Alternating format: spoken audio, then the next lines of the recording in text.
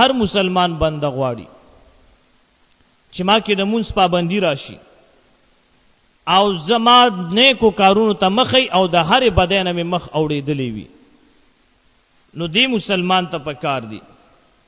د غرور لدا پکار دی چې د 12 سپاره آیات دے د سورۃ ہود 114 نمبر آیات اور 115 وَأَقِمِ الصَّلَاةَ طرفي النهار وزلفا من الليل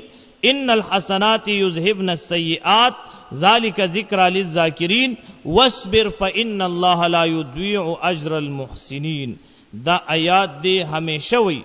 دې لپاره عدد نشتا چې څومره په کثرت سره ویل شي الله رب ذوالجلال جل جلاله به دې مسلمان بندتا د منځونو